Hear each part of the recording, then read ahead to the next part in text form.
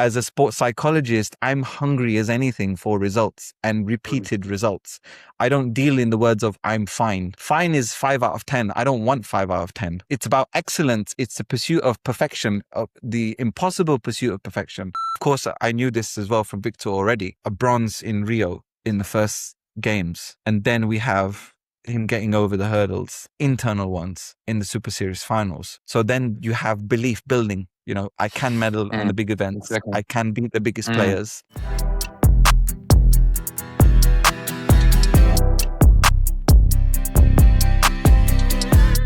Hello, everyone, and welcome back to another episode of the Average Not Average podcast.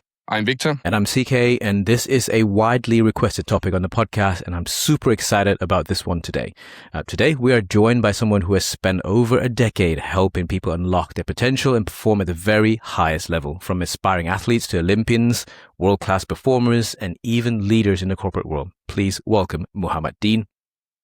Muhammad is a sport and performance psychology consultant from the UK who now works internationally, helping people build the mental skills needed to perform under pressure, developing resilience, and grow both professionally and personally. His work goes far beyond sport, applying the principles of high performance to business, leadership, and everyday life as well. Yeah, the mental side of performance is something you guys have always requested time and time again. And today we have the opportunity to go deep dive behind the psychology and also the excellence of how you get there. We'll be talking about performing under pressure, the hidden challenges elite athletes face, developing winning habits, and how principles can be applied to business, leadership, and achieving success in any field. I genuinely think there's something in this episode for everybody. Muhammad, welcome to the podcast. We really hope you enjoy this introduction. CK spent a lot of time, preparing this, so we had a good welcome for you, and we're very excited to have you on. First of all, how are you doing today, my friend? Well, thank you very much, both of you, for calling me on. I appreciate the introduction. I'm doing very well, thank you. I'm in good health. My family's in good health, and I have no complaints. But how are you both doing? CK, you want to start? Yeah, well, this one I'm going to have to name drop Fee, because actually it was Fee that connected us together as well, and also the prep as well. She did a lot of the prep from this side, so Fee, well done for that one. Well done, yeah, well done. No, it's good. It's good to actually be able to finally tick this box as well. And then also, this is a topic where I will have to put my hand up and say I don't know too much about, nor do I have experience playing in the world's biggest stage. I'm a fan of the sport and also all things regarding revolving badminton. But then I think the mental side of things, as I grow older, I realize it is more and more important. I think we take it for granted for far too long. And so I'm here to learn. That's awesome. Yeah. Yeah, for me, to answer your question, Muhammad, I'm doing okay. Like, obviously, I'm still trying to get used to the life without badminton. You know better than anyone that, there is nothing which can compare to going on court. Like, if I should take the Olympic final as a cooperate, as something that the feeling you get when you go on court, if you compare that to everything else in life, it's very hard to find something outside the court which gives you the same adrenaline rush, so to say. So, but I'm doing well. I can now spend more time with my kids, and I love that. And I'm still been quite busy with being in the sport and doing everything else. So it's good. Yeah, wonderful to hear. Yeah, but how did you two meet? How did you two meet? That's many years ago, Mohammed. Maybe you can start. You have been following badminton for many years. Yeah, so of course, being a huge badminton nut from England, I used to be running around at the big tournaments, soaking up the environment, and I love the All England. A lot of my friends are there. Some of my friends are running the show there pretty much now as well. And it was the best time of the year, the All England. And luckily, in 2013, Badminton England and the other organizers had arranged another event called the London Grand Prix, which only happened once, if I'm not mistaken. Yeah. And that was where I was very fortunate enough to be connected by another Danish player to Viktor, who somehow kind of knew who I was. I, of course, knew he was. And I found him to be a very, very kind gentleman, and we kind of stayed in touch. And we kind of met up very briefly over the years, and well, here we are like 13 years later. So, of course, it's down small to world. It is, but I've got to say this off the bat as well. Viktor, I hope you don't feel too embarrassed me saying this, No, but me knowing Viktor has been a big highlight of being involved in badminton. I found him to be not only an incredible athlete, but as a person as well. And the kindness that he's shown to me and thousands of others over the years is unmatched. So I want to thank Viktor for that. And again, here we are because of that. Here. To some extent. Thank Here. you so much, Muhammad. And likewise, I really appreciate it. And I think that has also been one of the biggest gifts being in the sport, is that there are so many great individuals like both of you guys, you know, making new friends within the sport and meeting, you know, good people. So yeah, it's great. It's great to be here and great to have this conversation. I really appreciate it. Yeah, me too. Yeah, because I think if you think about it, 13 years ago that you were introduced to Viktor, and then here we are, sat here talking about what's been, and also like, you know, how it all happened. But then regarding your journey to psychology, sports psychology, how did you start, and then how did you get to where you are now? Because you were born and raised in England, but then now you're based in Malaysia. That's a deep question. that's a deep, wide, long, broad question. And of course, being from England, I'm not the typical English demographic per se. So there is some cultural background, you know, genetically. You know, I'm Punjabi descent. You know, the British had a Commonwealth. There's some Arab there as well within my DNA. So it's interesting to be raised with a mix of cultures. Watching England play the way they're playing in the World Cup has instilled so much pride and fondness of where I'm from. As always, that never really goes, but it gets heightened in moments like this. And I do consider myself fully English. So it's not a case of, I abandoned the country, I don't like it, and then I went up and left. It's not like that. I'm not the only one who's moved country. I'm talking to two people who have done the same thing. I think you guys kind of know what I'm talking about. You kind of carry. We can relate. Heart. Yeah, you carry your home in your heart. You know, it's who you are. You will think that way.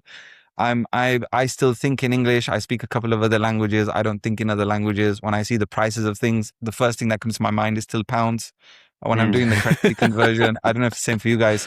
But just being a huge badminton nut and fan, luckily in England, they do kind of make you play every sport in school.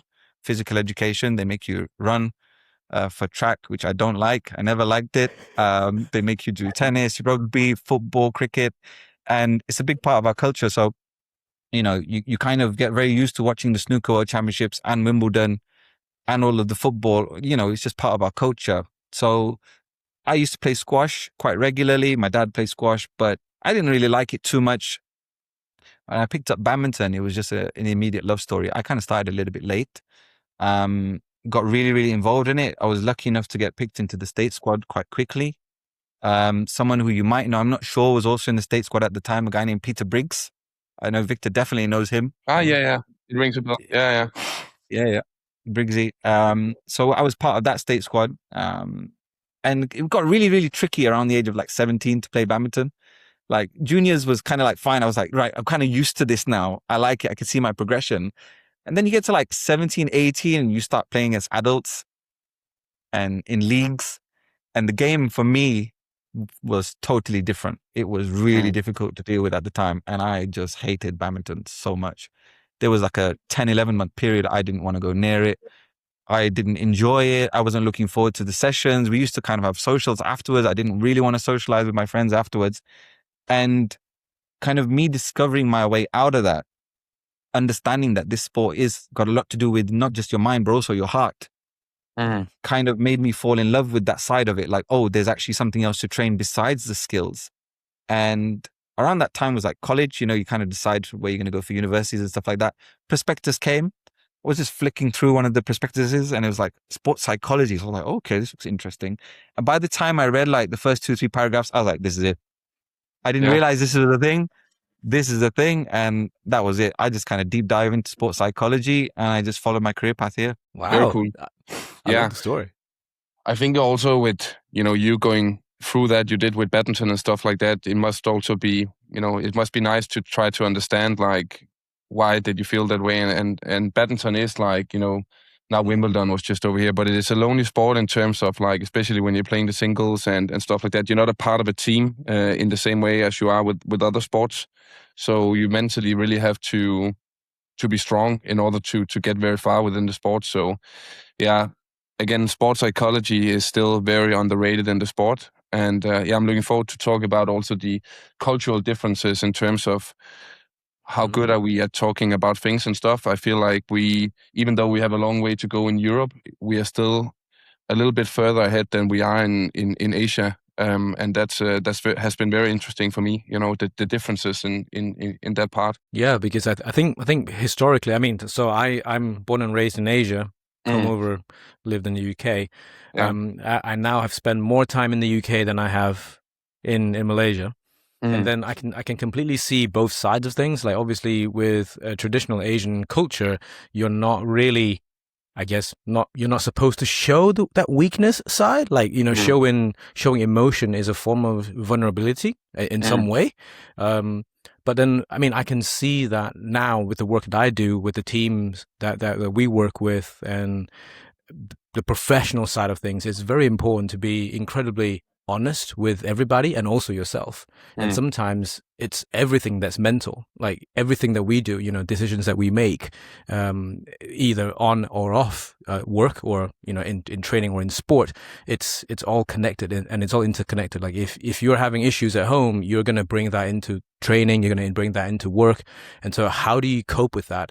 And that transitioning from being, the Asian culture where everything has to be, like you have to be kept, everything has to be balled up. Whereas I think in Europe it's a little bit more open, and I like that it's important to have that honesty, to be able to also the safe space, to be able to speak to people that you trust or professionals such as yourself, Muhammad, to be able to understand that little bit better. And I find that the more I understand myself, the better I am at making better decisions. Yeah, absolutely. Without a doubt. I mean, it's very important to highlight that there are cultural differences. It doesn't necessarily mean that one side's better than the other. Every culture, every nation has their pros, their cons, and their neutrals. And I think that sometimes when it comes to sports science development, especially that's available within the English language, you might see certain advancements in certain countries that are outside of Asia. I'm sure that there are other Asian countries which are way, way up there and world leading, but I'm not sure if the information is accessible to a wide audience. So not everybody's like Victor who picks up Mandarin for fun.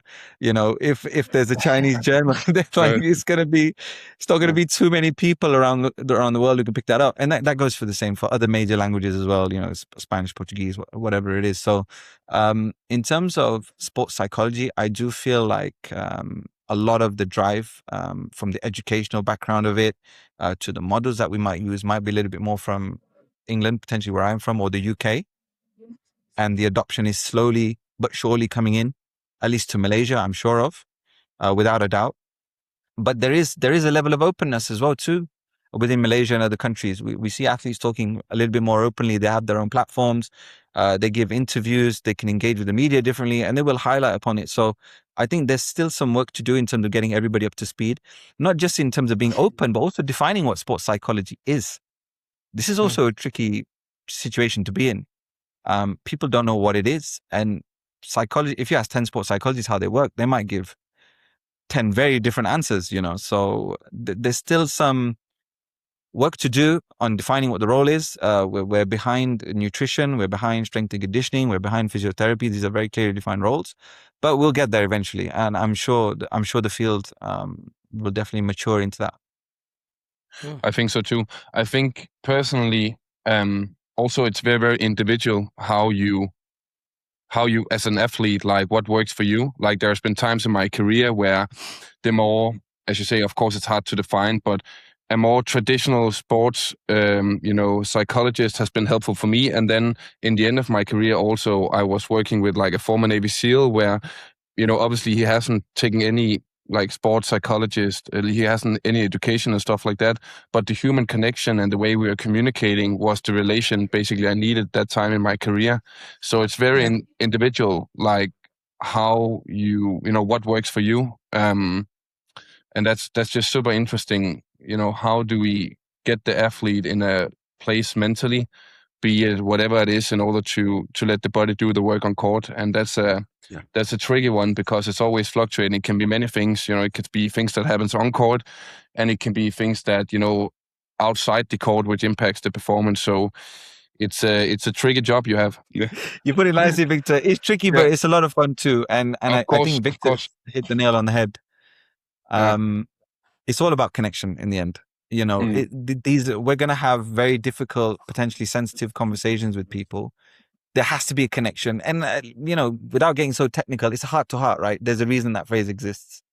It's two humans in a room at the end of the day. And if the other one wants to open up and share what they're really experiencing, which involves sometimes their vulnerabilities, not always, but if there's space for that, we can have a better connection and we can get deeper into the work and actually get better results, rather than having something useful, which might be a little bit superficial, which could be the case with a lot of the self-help books that you see. It's often going to be superficial stuff. Try this routine, do this before. It's very useful, I'm sure. But a lot of the work is deep. And like, as Viktor said, it's not always about the qualifications of the individual, but that connection where there is space. Someone who is a former SEAL or to that kind of level has been through some stuff at the most extreme end. So there's different things that people offer for different times of people's careers. With the athletes that I work with, I can honestly say to you, I'm very happy with the group of individuals and teams and setups that I do work with. And it's all based on mutual values, and it's all based on trust, and it's all based on connection. That's what keeps everything going. The work comes out of that. It doesn't replace that. That makes sense. Okay. Sure. Wow. I think so. One of the main questions that we often get on the podcast are actually concerned parents about kids who, in the world of badminton, they send them to training. And then, for example, they could go through what you have described earlier, Muhammad, where they enjoy playing badminton, they play at a decent level, they get roped into the county or the state squads, and then they start progressing. But then when at some point in time in their very short badminton career at that point, they hit a challenge where suddenly they don't like it anymore, or they're not enjoying training anymore, or if they've been used to winning, now they're not. I think the question was always, what can the parent do? Or, because I think at that point in time, kids not necessarily are aware that there are resources available or could afford support professionally. What is your best advice for A, the parents, and also B, the kids? And then Viktor, your experience also comes in from this one as well. Yeah, it's a super important question. I mean, we're talking about one of the biggest conundrums in sport. It's something which I'm quite fascinated with, which is called the JTS, the junior to senior transition, which is what I highlighted earlier. And I can never get my head around this stat, which is amongst all of the really, really good juniors that you see, something like 81 or 82% just drop off by the time they get to like 19, 20 years old. You think about any kind of elite junior team and you just watch them over the years and it's just like, oh, they're not playing badminton anymore. They don't really compete. You can go through the World Junior Championship list and you can see the names on there and how many just didn't produce anything or even continue on after. So it's a big, big conundrum. This junior phase is very, very important for all athletes. There's the intra-junior transition. So you go like under 13, under 15, under 17, but there's that big jump. Viktor, you can talk a lot more about this. Kind of like 17 to 20 is huge. Yeah, it is. Yeah, and it's one of those things where actually in Denmark also I've been a little bit vocal about that, that transition going from junior to senior, like there's still so much work to do also in Denmark, even though traditionally we're a very strong badminton country, but still we see, the transition there being, there's not really a system set in place of how do we do this in the best way. There is like, with all due respect, there's like outliers. I hate talking about myself, but there is me who obviously was a natural talent. That transition for me was like I won the World Junior Championships. I got the chance to go to the national training quite early, and the transition of moving for me, like from Odense to Copenhagen, was obviously tough, and I had a lot of challenges there. But there was also a lot of athletes who was a little bit under my level and maybe a little bit later to develop, and those athletes, there is a big challenge there. How we make sure to protect those athletes, because it's not like in Asia where, like, obviously there's so much talent. We also have talent in Europe, but we have fewer, so we really need to protect that and get better. And for me, it's very hard how do we actually do that? Because every individual also different. Like for me, I was quite strong mentally, so I moved on my own. I was able to figure it out. But some athletes are also mentally developing a little bit later, and that's why I think sports psychology is super important. How do we make sure that the athlete are actually able to talk about the challenges, and how do we make sure that we push them but also protect them in that transition? And that's tough, and that requires a lot of investment also from the federations, because you really need to understand the individual, and that means that you need time. Yeah. Sorry, Yeah. just a quick question in here. Viktor, Yeah. when you were transitioning from a junior to senior, from moving from Odense to Copenhagen, Mm. did you have, like, say, access to sports psychology where you see them 1 hour a week or 2 hours a week? And then to Muhammad, are you aware of any teams doing something like this at the moment, like the JTS system, where they get access to experts like you just to help with this process? Should I answer? Probably Viktor first. Yeah. Like I had an opportunity within the Team Denmark to have some sport psychology, and in Denmark, like in sports psychology, I actually think with the size of Team Denmark and stuff, I think actually we're doing quite a good job with that. We have good sports psychologists and good people working there. So it's more on the training and the development phase there, and really taking care of the athletes, like all around, that we have a challenge, I think. But yeah, I did have an opportunity to do that, and I was very thankful for that. Okay. Yeah. Yeah, I mean, I fully agree with everything Viktor said. I mean, we know the system there within Team Denmark as well. They're very well known within the community, and they were respected for good reason too. Within different federations and organizations, it's going to be a totally different system each time. Of course. Purely because of every organization and culture is like a living organism, right? You've got different people in power, you've got different stakeholders, and then they rotate or they change. So there's not always going to be that standard unified platform, So in Singapore, they have a little bit more emphasis on this, where they've had sports schools and they've had a team. I'm sure it's the same in other countries around Southeast Asia and Asia as well. In Malaysia in particular, I don't think that's the case. Although, to be fair, I'm not the most well versed. I kind of do my own thing, so it's not like something I'm checking all of the time.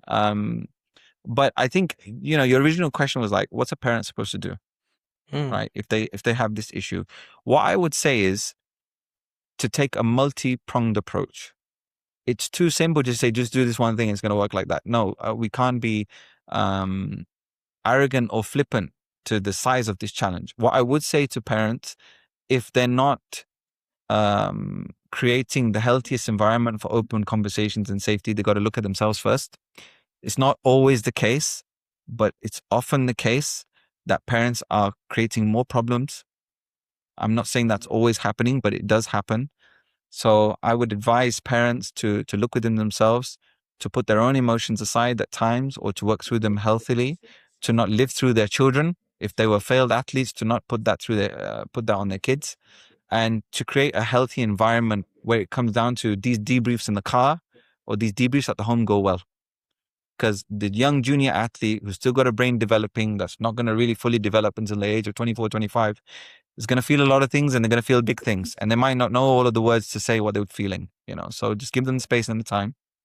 I would also recommend getting a good sports psychologist, not just a sports psychologist, someone who can understand what the family or what the parents and the child are trying to achieve, someone who can work within the system of the family. I'm not a big fan of sports psychologists just working with the children. It's not something that I personally believe in. I've tried it before. I don't think it worked. So, trying to progress in my own career, I'm like, try to keep what's good, learn from others what's great, and remove what's bad. I didn't like it. I don't do that.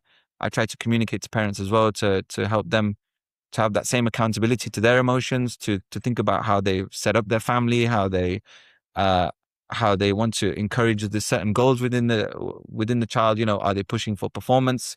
Is the child the right age? Like, if you've got a 10-year-old child, don't push them for performance. They need to be falling in love with the sport. They got to love sport. They got to smile thinking about sport. They've got to be in their free time just like looking at YouTube videos of sport. That's ideally what you want.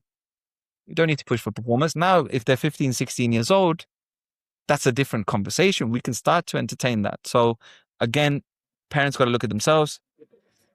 The second thing they got to do is look to find a good sports psychologist. My specific recommendation is find someone who can work with the family system and take it from there. Wow. Yeah, I think what you're saying, Mohammed, is super interesting, because when I go around the clubs today, and I promise if I went out for tournaments there, like it's most often the parents who need psychology, not the other way around, because like kids, and especially the kids, as you say, in the age group of like 10 to 15, they they can feel that they're disappointing not only themselves but the parents as well, and that pressure of disappointing a parent or whatever, that's you're not ready to feel those emotions as a kid.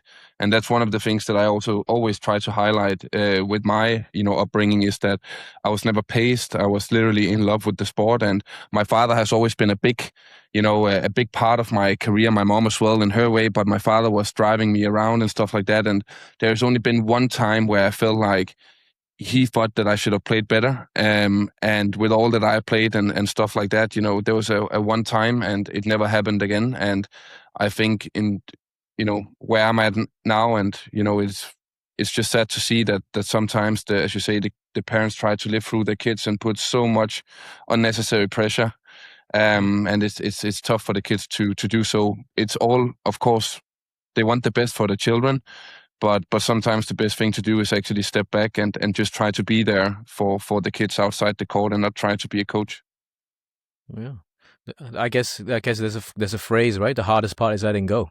Yeah, I mean, even from my amateur side, I do see parents, like behind the courts, shouting at the kids, like during tournaments or even just club matches, and it's quite painful to see.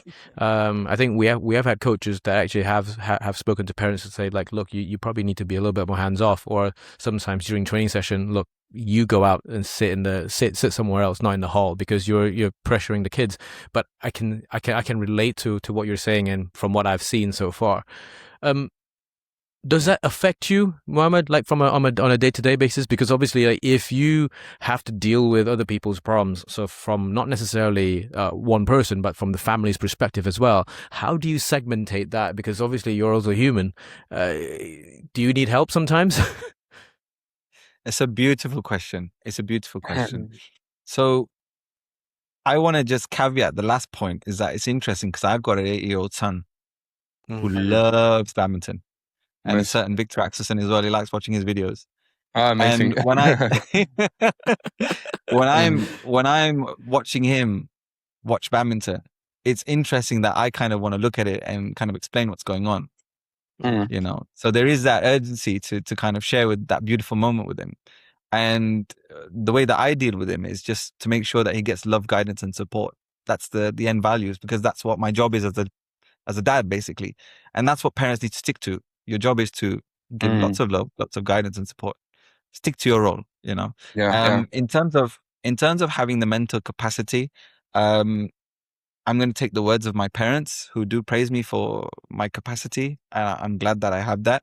I've worked in all kinds of hostile environments before, as a prison guard, with the youth under 19, with the most vulnerable youth in the UK who have committed the worst crimes. I've worked as a mental health support officer and a teaching assistant with emotionally, behaviorally challenged kids who, again, have been through the worst thing, and we're trying to get them through school and get through a normal day. So for me, I'm lucky to have had really, really good training that was not in sport.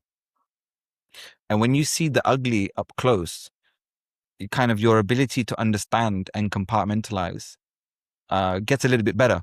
Where I was really lucky is that when I've worked in those really, really tricky jobs, which was many, many years ago, and we're talking like 15 years ago now, almost, I had a long time between the workplace and home. One of the jobs was about an hour and 20 minutes. And I'm so grateful that I had that time, because it let me think and it let me process what I had seen. If I had seen an inmate attack another inmate with a sharp object, and me and my colleague have got in there to stop the whole thing, you start thinking, whew, that was close, that could have gone anywhere. Yeah. That could have been us. You have a lot of thoughts, which keep the severity and the danger really, really in mind. And I think that downtime is very, very crucial, just to process, and maybe process again, and maybe process it a third time, because why not? You know, if it helps you get clearer and it helps you be a little bit more accepting of the situation, and everybody's got to have their own coping mechanisms. I have 2 phenomenal supervisors who I think the world of.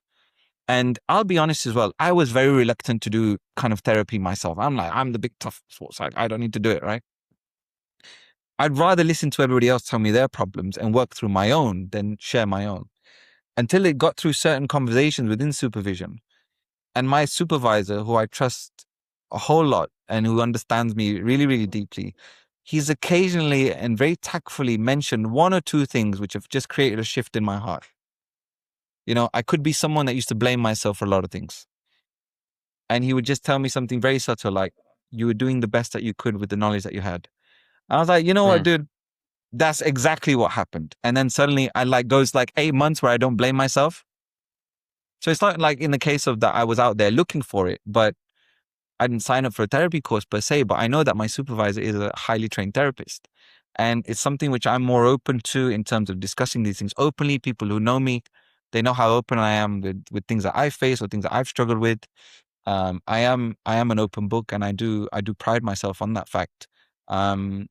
But I benefited from psychological tools, not just the ones that I've studied or the ones that I've learned through experience and practice as well. Of course, you got to practice this stuff, but from other highly trained individuals who have a way of speaking to my heart, I've benefited from them, and thank goodness they're around. Amazing. And so essentially, we all have to be better communicators, aren't we? Like just doing our bit to be able to not necessarily have to be an open book to everybody, but then to whatever that you're doing to be better at communicating, or learn how to be, because it's a two-way street. I mean, 3-way for us at the moment, but yeah, it's 100% a two-way street, right? Yeah. Wow. Yeah, I think for me, we should take it into the badminton realm a little bit also, like on the court when if I was feeling bad or I was getting nervous, you know, the best thing I could do was to turn around and say to the coach, hey, I'm feeling super nervous, you know, and those moments of, again, being, you know, honest about how you're feeling, you know, even saying out loud sometimes and getting the acknowledgement that, hey, it's okay that you're nervous, you know, and 100%. that's, I had a lot of talks with my coaches throughout my career about that, where I was like, hey, you know, I do feel this way, or I feel tense, or I feel like this. And then, because sometimes the coach, especially with the, you know, because there's also a little bit of psychology going on between the coach and the player sometimes, at least for me, you know, they also need to mentally know where you are when you are on court. And it's so important for the players to have those conversations with the coaches again, not only about the game, but also about like, hey, should you push me there, or should you actually comfort me here? Like, when I had this body language, how should I? And that's why I think like the work between the sports psychologist, the coach, and the player is extremely important. You know, how do we communicate also in high pressure situations? And that must be something also, Muhammad, that you know, see a lot and that you really need to work on when it comes to like performance. It absolutely is, and I don't want anyone to get confused. It's not like I'm here, you know, as the great guru and studied everything. You know, people like me have had the honor and pleasure of learning from the hyper elite. You know, we learn sports psychology techniques as well from the elite, and we absorb them. And like what Victor's carefully sharing here is what I like to refer to as the triangle, right? So it's the coach, the sports psychologist, and the athlete together, and hopefully they're all working on the same page, knowing distinctively what their roles are. When it comes down to communication, one thing that I do also recommend to athletes, especially the elite ones that I've worked with, is to be very, very particular about who is in the inner circle, which might be 5 or 4 or 6 people. But these people are your quote unquote ride or die, most loyal. They will never betray you. They understand you. They know you at a deep level. They kind of know what you're going to think if a certain situation happens. Keep these people close and do not change the number of these people unless something drastic happens, and know who they are. Really, really know who they are. Know who you rely on. Sometimes it's not always the coach. If it is the coach, that's great. I've seen coaches up close who I have no problem mentioning, who is a real role model of mine, is Hendrowan, Coach Hendrowan, who is just, in terms of, for me, in terms of type of quality of human being, is like right at the top.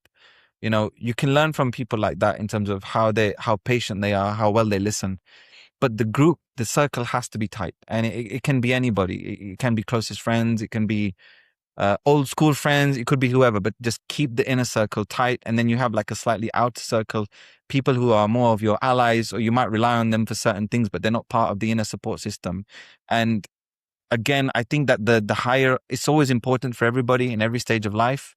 There's open communication, that people know the behavior patterns of the athletes. They know when to speak to them. They know when to leave them alone.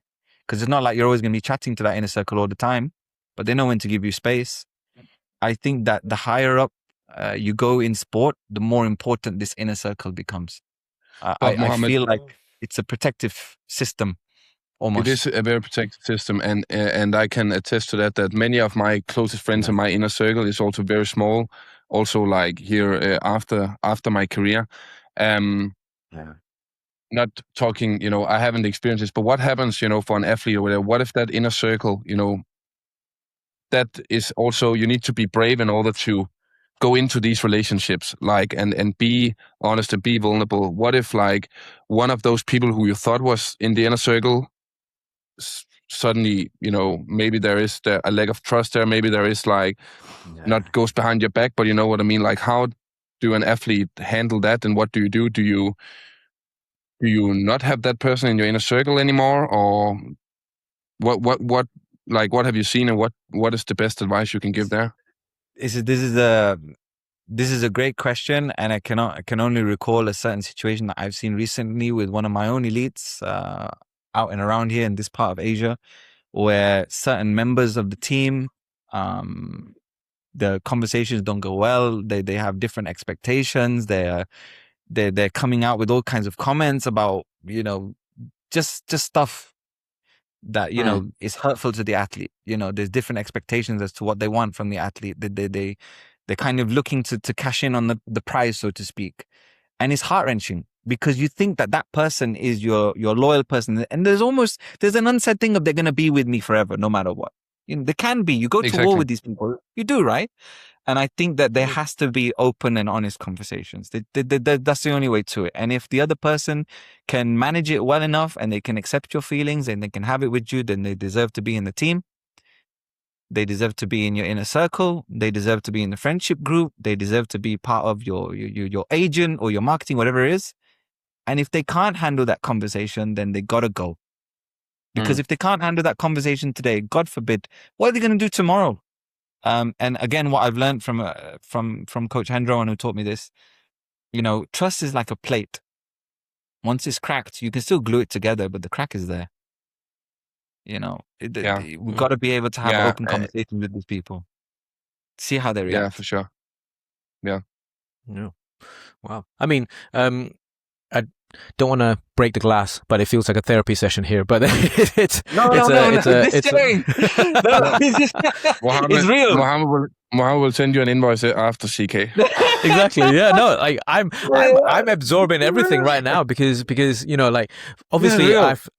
Yeah, because I've certainly not been through those sporting challenges myself, but then I can relate them very, very quickly to things that has happened in life, and a lot of these situations are quite similar in life, whether if it's in a professional setting or in a personal setting, because you do have your inner circle, and then you do have that circle that's just slightly wider, and you have always these experiences where you've been burned before. And I can also imagine like being a teenager, growing up with your friends. You're always either, if you're going to training, chatting stuff, and then out of nowhere you hear someone say something that you go, oh my God, he or she has done this, and then why has he or she, turned against me or said something bad about me, and then how do you process that information? So yeah, I can certainly see that.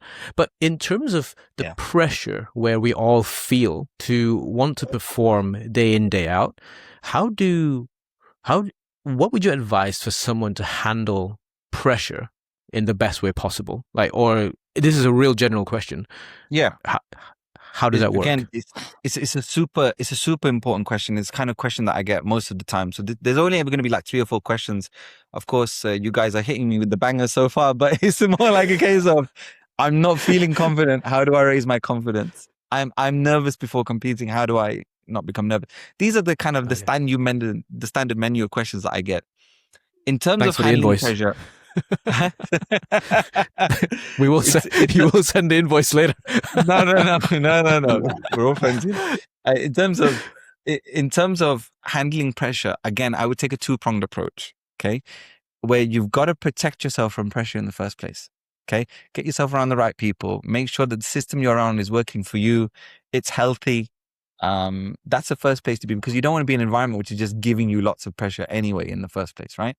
The second thing, which is my philosophy of practice, not everybody agrees. You have certain people who are deep into meditation and yoga type stuff who have slightly different approaches, and that's fine. That works for them. My kind of thing is that the athlete has to find a way of changing their thoughts about the situation that they're in. They've got to find a way of changing their perspective of the situation that they're in. So I'll give you a really common one that I see a lot of. I need to win this match because everything depends on it. And if I don't win, it's a catastrophe. And I can't accept losing because I don't lose and I shouldn't lose. And it's so awful if this match doesn't go my way. Now, if an athlete has this mindset, which is very typical for all of us, we have this kind of belief system about a number of situations, and they keep repeating that to themselves. I don't know about you guys, but I can feel it like, whew, that's a lot to take. That's building a lot of pressure. That's building a lot of pressure. So I would approach this style of belief and I would question it. I would interrogate it and I would put it on the spot. Why must you win? Do you have evidence or data that you need to win? Is there a law of the universe that you have to win this match? Define awful and catastrophe. We look at wars going around the world and stuff like that. What kind of word would you use for that? How does losing a badminton match compare to that sort of stuff? And you challenge the belief. You challenge the perspective. And if that conversation goes well and smooth, what most athletes respond as, not always, but what most athletes respond to is like, you know what? I would love to win this match, but I don't need to win this match. My life doesn't depend on this match. I still have a future outside of this. I have people around me that love me. It can't be a catastrophe and awful. It's just a match. And that will bring the heat down. Now, I'm not here pretending that that's gonna eliminate all pressure. It might not. But if you can bring it down from like an 8 to like a 5 or a 4, well, half it's gone. That's great. And then whatever's left, try to normalize those. As Victor's carefully said, again, people who are watching this, pay attention. We have one of the best of all time across all 5 disciplines telling us that he's felt nervous and said it normally, to his coaches. So we shouldn't shame ourselves if we feel nervous. We've got to learn from people like Viktor and such. We accept that there's level 3 or 4 left, and we try to see what we can do with that. And that might be a better and more healthier way of dealing with pressure and nerves. Yeah, I think it's very good advice. Because it does feel, for the athletes, when you go on court, it does feel like life and death sometimes. And for me, it has always been about, also being thankful for the situation you're in. Basically, when I played the best, it was like, oh yeah, of course I'm nervous when I go when Chen Long and I are standing there in the hallway going in for the biggest match you can play possibly, and that there's no spectators, so that's a little bit of a little bit of a mind. Sorry, my language, but it is, and the millions are following around the court, around the world, and for me, it has always been about accepting those feelings that you have and see it actually like, hey, it's totally okay that I feel this way, and acknowledging that you have these feelings, not try to fight them, because it will always be there. Those feelings that you want to win, of course you want to win because it means a lot to you, but how do we actually get to a place where we're okay with having those thoughts and let the body do the work? That's the mental systems and the way you talk with yourself and the way you communicate with your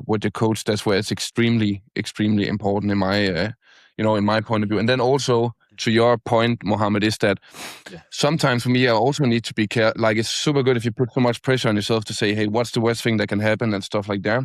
But also it can go a little bit too far sometimes where you're like, hey, it's okay that I lose. There's a little bit of a protective mechanism that happens where it's like, oh,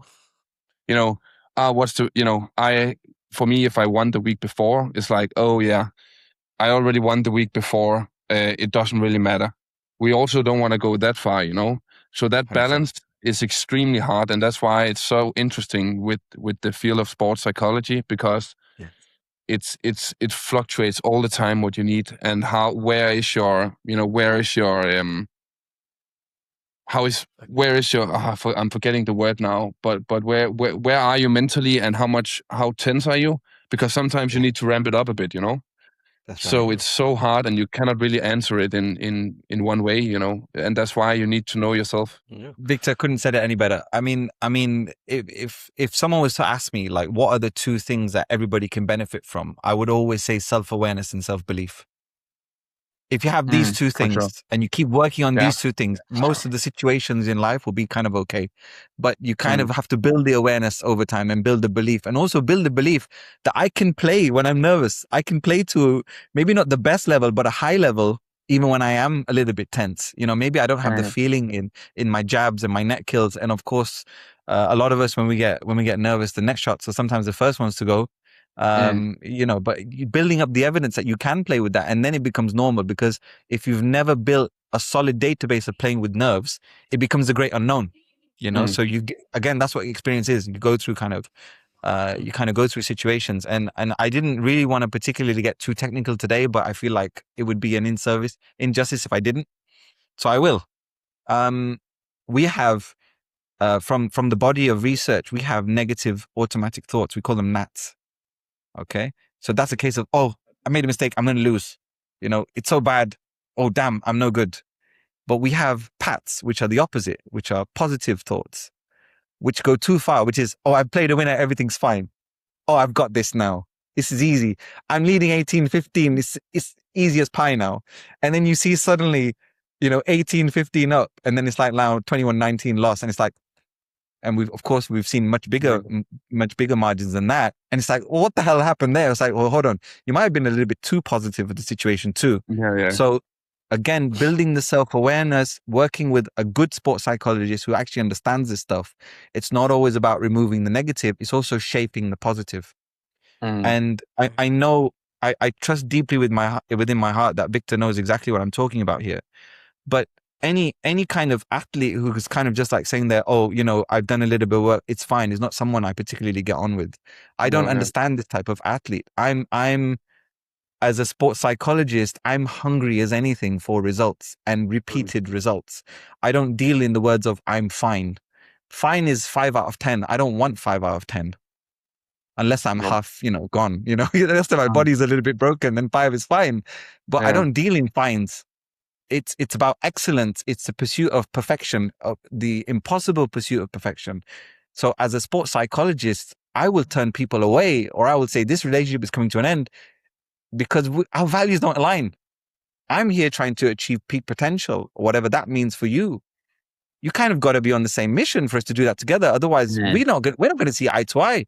You're going to say I'm too intense, and I'm going to say you're too relaxed. And that's just the way it is. So, you know, that's kind of my 2 cents on people being too positive and too relaxed, and the values that they approach the sport with. I think sorry CK to interrupt, but I think for me again it's all about recognizing patterns both in one way and another, and that's for me in the same way like when I moved to Copenhagen, when, you know, in Odense, you know, I was still the young kid. I loved playing badminton, and, you know, the development came very natural to me. And then when I moved, you know, I came into a very professional system, and I also was like, oh, in both nutrition, sports psychology, everything had to be, you know, into this. And it wasn't before a little bit later in my career that I also, you know, at some point you'll figure out what fits my personality, my development, like those days where everything just clicks. And that comes both from like your warm up, your mental preparation, your like what happens in training and on those days. And when you get the feeling when you come back home at night and you have, okay, this was a pretty good day on, you know, when the challenges are really good in a good way, like writing down those things and making sure that you bank it as many of those days, because everything is a habit also, you know. And the more you train, you know, the getting from a mental big challenge in training or whatever, the more in the start is hard and you will of course fail, like you're failing a shot, but the more you get those reps in also from a mental perspective, you know, then you will just be able to do it better on court as well. So in training the mental like in the daily life, you know, it's also very important. It's training like everything else, you know, and that requires repetition and acknowledging that there is the systems you have. And if you keep reinforcing a negative way of thinking, then it will grow like everything else, you know. Okay. I mean, my My question was, Victor, when you were, for example, training for the Olympics, how did you practice being nervous? Like, how did you and your coach or your team, the whole team, practice being nervous? For example, like the first final, the first Olympic final that you went out against Chen Long, that one, you mentioned you were nervous. And then how did you cope with that? But then obviously, how did you practice coping with it? It's If I could ask that. Yeah, it's a very, very hard question. I think the practice I needed for those big moments came earlier in my career. Like, don't forget, I was in 6 Super Series finals, losing all 6 of them before I actually started winning. And then later in my career, the finals became my expertise, so to say.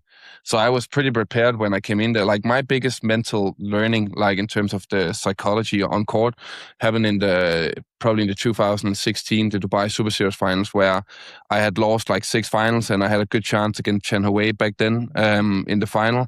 I was losing and then I came back and won. And then that was like, okay, I actually can win. You know, it's not like I have a mental block for finals. And I spent so much time trying to learn from that match because I was super nervous when I went in. And it was only like in the middle of the second set where I started to relax and say, hey, I'm just going to play my heart out and not think about it to final, where I actually managed to win. And then I started winning the titles, you know. And then I won the World Championships in 2017, and that prepared me for so it's all about being willing to learn from those situations you are in court. So, and then talking about them afterwards, a lot of evaluating also how you felt and looking back. For me, the first thing I did was to rewatch the matches, and recalling how I felt on court. And I was totally okay being nervous in the Olympic final. I didn't even try to fight it because I knew it would happen, also in Paris. But I knew that I had the experience tackling that. And that's in the Olympics, the sports, like the psychology of that is more important than anything, The reason why I've seen so many surprises in the Olympics is simply because people are not prepared mentally to take on that pressure, because it is a different beast. And I think many athletes are saying, oh yeah, are playing that a little bit by ear. By me, I was preparing long time before. I knew what those like Olympic rings means on court, so I was prepared to be nervous, but I was also prepared to handling it, and that's the best answer I can give you. Wow. Yeah. No, that's absolutely insane. Muhammad, you mentioned self-awareness. What's the second one? Self-belief. Yeah. What advice can you give for everybody to work on those? How do you work everybody on those? Just do what Victor just said. Because he's write it down. See, this is the thing about like when people are like listening to you called me an expert earlier, and I feel a little bit uncomfortable with the term, because we're all learning and stuff like that.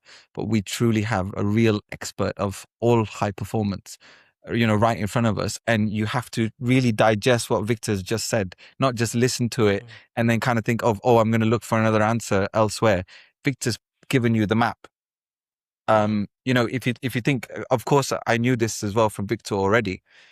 We have a bronze in Rio in the first games, and then we have him getting over the hurdles, internal ones, in the Super Series finals, where he's changed how he saw himself and the final situation, and he's come through that. So then you have belief building.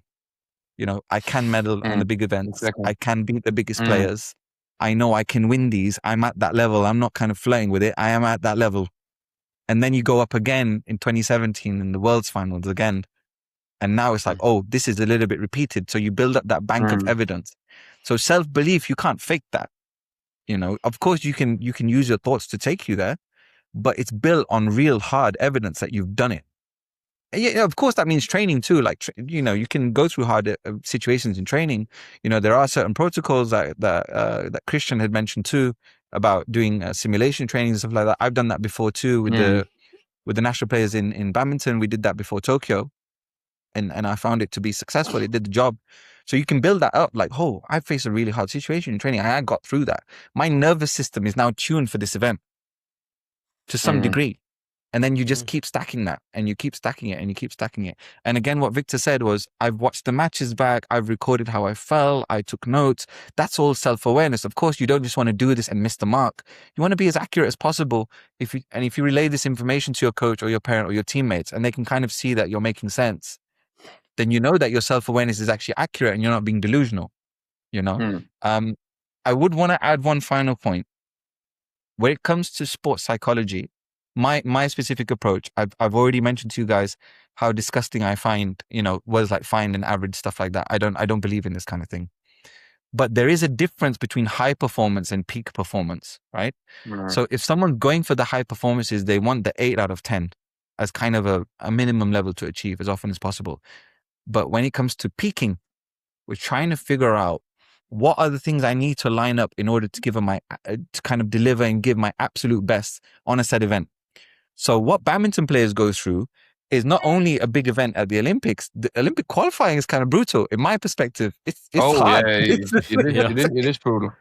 Yeah, 1 year of brutalness. No, a quick point, this is not only like, obviously it's pretty extreme. We're talking about Super Series Olympics, but it can be whatever. It could even be if you're not trying to become the best of the best, it can be trying to become the best within the place you are in the world right now, and no matter what you do, it's about, it's just about really trying to do your best, and try to, because when you get into that flow and that peak performance where the magic happens, that's the beautiful thing, and that's where you want to go, but that requires hard work, as Muhammad says. I mean, yeah, just let that sink in. I think also just a quick one. I think obviously for everybody that's watching and listening to us at this moment in time, I think this is also why this is such an important topic that we get so many questions based off.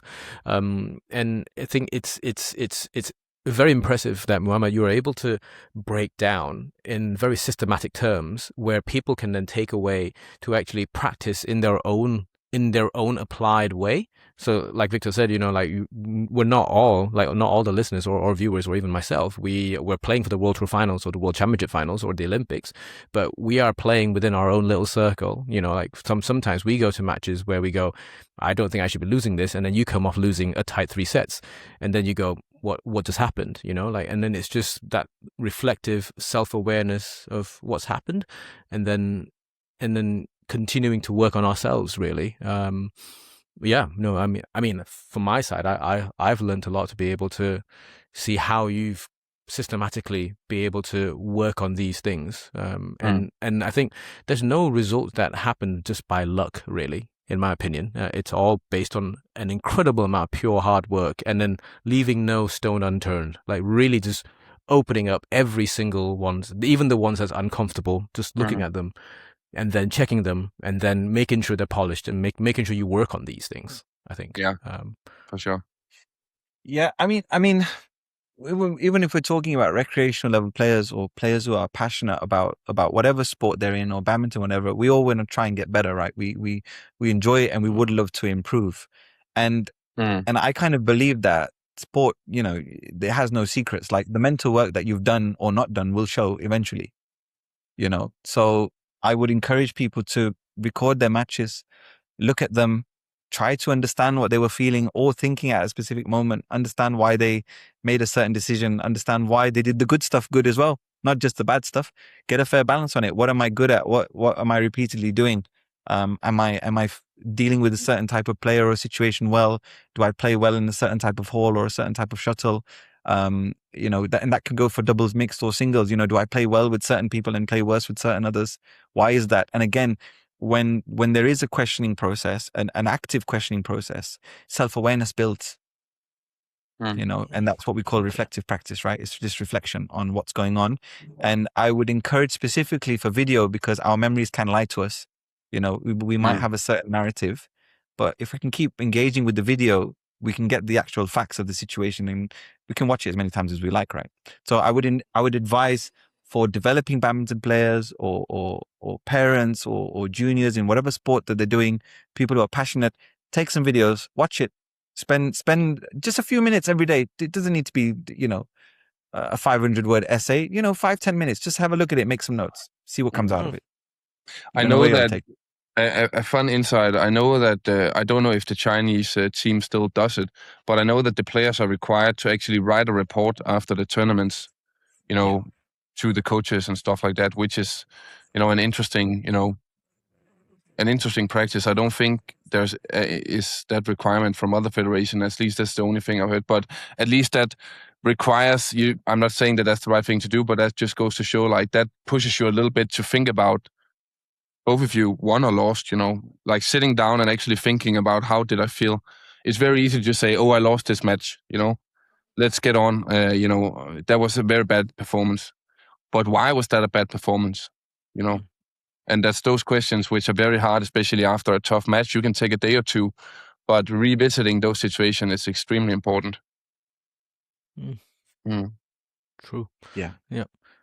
Yeah. I'm conscious of time, so I do want to move the topic ever so slightly. I want to turn it slightly wider, go out wide. So we are aware that there's a lot of stakeholders within badminton that actually listens and watches us on the podcast. I want to turn it on a business perspective. So in terms of sports psychology, like you said, Muhammad, at the very, very start, it always comes behind strength and conditioning. It always comes behind technical coaching. It always comes behind everything. It's almost probably the last piece of the puzzle. How can we make a business case for sports psychology to be one of the forefront? Because obviously everything is mental, right? Like if you go onto the court nervous, and you cannot control that nervousness, that energy, that you cannot play. It's the mental side of things. How are sports psychologists, for example, funded within your experience? And then what can we do as people who have access to stakeholders, or they can ask questions? How can we bring this forward in terms of the priority chain as support to elite athletes? It's an amazing question that I think sports psychologists are still trying to grapple with, and I be really, really honest. I've disengaged with that question because I don't feel like my aims suit their aims. I'm here honestly trying to do a good job with the people that I'm working with. In terms of the field and the industry and stuff like that, I kind of lost the passion for trying to build all of that. I want to work with the people that I work with and do a great job. What I do particularly foresee happening to change the narrative, if you were to ask me, say, Muhammad, how can the narrative change? How can we put sports psychology on the same? I think this is probably the only way forward. Sports psychologists on their own need to do an amazing job with the people that they're working with. Let the athletes advocate for you. That's what I would suggest. I've been in meetings with stakeholders. Again, they have different perspectives. They don't think that we should do mental health support. They have all kinds of random ideas about sports psychology. Like that's fine. Let them think whatever they're going to think. I'm so focused on my clients and what I'm doing. I don't have time to kind of get too much into that. But that's the only way that I can see the scene changing. Like I think if an athlete comes out and says, I've done this, such and such at this kind of games. I want to thank my physio who did this, my strength coach who did this, my sports psychologist who did this. I think that means a lot for sports psychology, instead of a person trying to hold meetings behind closed doors. Give me a job. I think that's kind of the case. And again, because athletes will readily advocate for their sports scientists, they'll advocate for the performance analysts. And the only way that they will advocate for the psychologists is if they have that connection with them, and if they want to highlight the contribution that they made. Viktor has done. He's named someone specifically. That means that person had done something very meaningful to Viktor. Otherwise, he wouldn't mention it. You see what I'm saying? So I think that's the way forward for sports psychologists, and I think that they should focus more on doing a good job than anything else. And then Viktor, from your perspective, so obviously you've come around the full circle. You've from junior to seniors to elite to ultra elite, and you've won every single thing. Zooming out, like really zooming out here, what I think trying to kind of quantify the impact that this type of training has had on you, would you be able to quantify like how important this is from your perspective, the mental side? Oh, that has been extremely, extremely important. Like for me, it has been more about, trying to, how can I explain it? Like handle everything that comes with being good at something, and being, being in a position where like pretty early on when you win the World Junior Championships as the first European ever, like I could basically only disappoint in some way, There was extremely high expectations, like especially from myself. So I knew that I needed to, so I invested very early on my own also in finding that right person for me. And I had several, as I said, it was at one point in my career was something else, and it was about, some nutrition, being, actually being way too serious about some stuff, and I needed some other expertise there and stuff. So it is really about, again, the willingness to look and be rational about what you need right now and be honest with yourself. I think that's been the biggest strength for me. And again, I've always been an advocate for it, but also I cannot know what, I cannot just go out and say, hey, we need to have this sports psychologist within this.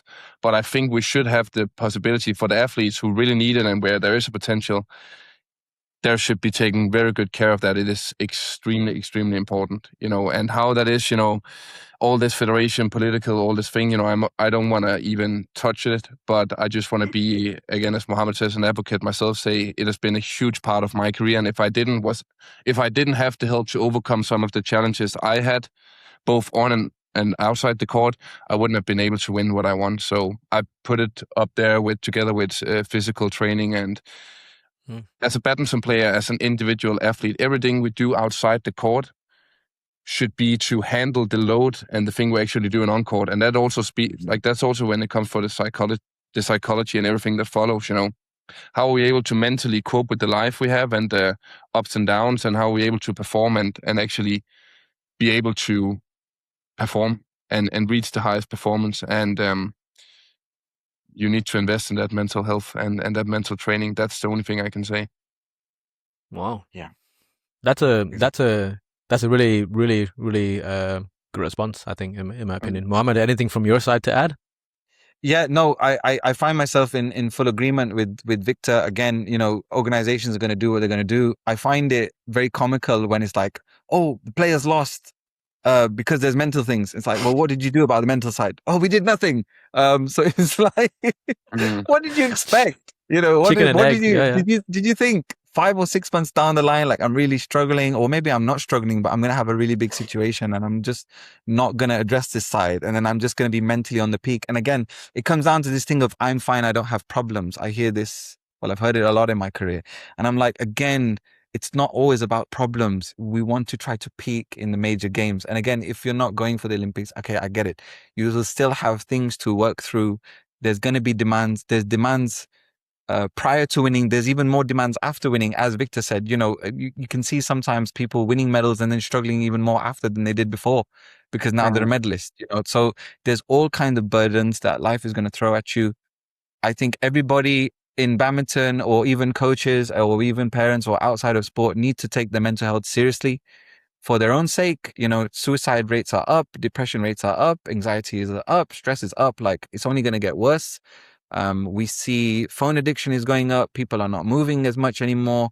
Like, life is getting harder. So we have to have protective things in place. If that's a good therapist, a good sports psychologist, a strong support system, like, we've got to take this seriously. Otherwise, we're going to miss out somehow. So that's my advice to everybody listening, not particularly at a particular person or group or whatever. Everybody should take it seriously if they want to try to get the best out of themselves and kind of have a smooth time in this world. Yeah. Great. Wow. Awesome. How can people find you? I don't even know. I think I have an Instagram page that I kind of, might post like once a week on. I do have a website. I think it's mdperformpsych.com, if I'm not mistaken. We will link in the description they can below. be in touch there. We'll find the links and stick them on. And I think again, for me, this has been a really enlightened episode where I feel like this is probably the least ever that I have spoken on a podcast episode. I think maybe Viktor can actually answer these things, but I'm glad that you two are the experts, and then I'm just here for the ride, and I'm just learning and absorbing as much as possible, and then applying it in a way where it is relatable to me. And I hope that a lot of the viewers and a lot of the listeners can do the same from our end. And I think, as ever, if you have any questions whatsoever, put it down in the comment section below. I'm sure Muhammad will be reading some of these as we go along, and then we can get in touch with Muhammad if you have any further questions from that end. Really, yeah. Anything else from you guys? No. All good? Thank you so much, Muhammad. Really appreciate it. And again, I'm not an expert. The only thing I can do is to try to put words on what I've been through. And I think, with Muhammad's expertise, it was a great episode. So thank you for taking the time, and all the best to your family, and send my regards. Our regards. Yeah, Yes, no, thank you. again. Thank you very Thank much you for making time. Yeah, Yeah, been a thank you for making pleasure. time. And then maybe, you can say hello to Muhammad's kid. He's a big fan of Viktor, right? for sure. Yeah. I would love to. I would love to send a greeting or something. Give him a little bit of motivation. So just shoot me a WhatsApp. Right. So That'll let me be well finish. received.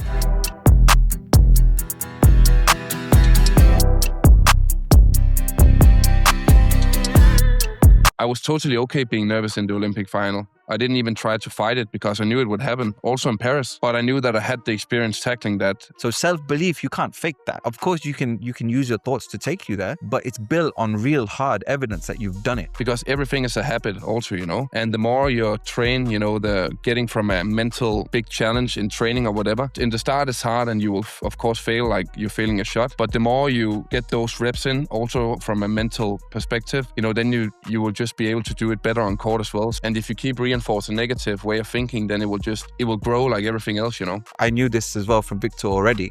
We have a bronze in Rio in the first games, and then we have him getting over the hurdles, internal ones, in the Super Series finals, where he's changed how he saw himself and the final situation, and he's come through that. So then you have belief building.